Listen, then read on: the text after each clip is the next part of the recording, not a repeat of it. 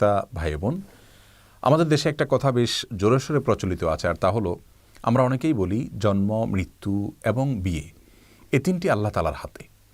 আবার অনেকে ছন্দের সঙ্গে তাল মিলিয়ে বলি যে জন্ম, মৃত্যু, বিয়ে তিন বিধাতা নিয়ে, অর্থাৎ আল্লাহ রাব্বুল আলামিন এই তিনটা নিয়ে আছেন এবং এই তিনটা আল্লাহ তাআলার হাতে।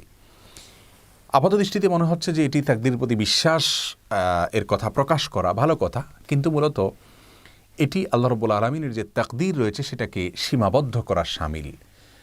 শুধুমাত্র জন্ম, মৃত্যু, বিয়ে কেন, সব কিছুই আল্লাহ রাব্বুল আলামিনের হাতে, সব কিছুই আল্লাহ রাব্বুল আলামিনের তাকদীরের অধীনে।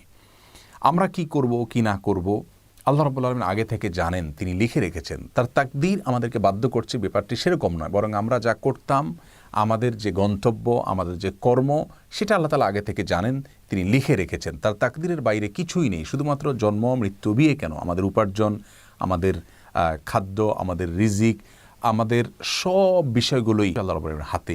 ওই অর্থে কোরআন কারীমে আল্লাহ রাব্বুল আলামিন বলেছেন ওয়াকুল্লু সগীরিন ওয়া কাবীরিন মুস্তাতার, প্রত্যেক ছোট বড় সব বিষয় লিপিবদ্ধ রয়েছে।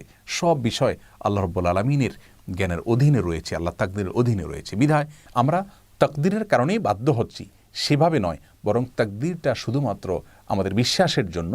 আর কর্মের জায়গায় আমাদেরকে ঠিকই পরিশ্রম করে যেতে হবে।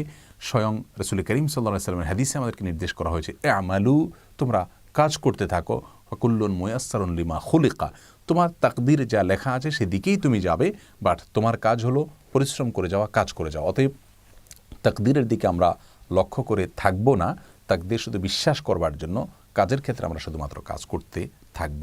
অতএব আমাদের ধারণাকে আমরা সংশোধন করে নিব, শুধুমাত্র জন্ম, মৃত্যু, বিয়ে নয়, সব কিছুই আল্লাহ রাব্বুল আলামিনের তাকদীরের অধীন এবং সব কিছুই আল্লাহ রাব্বুল আলামিন জানেন।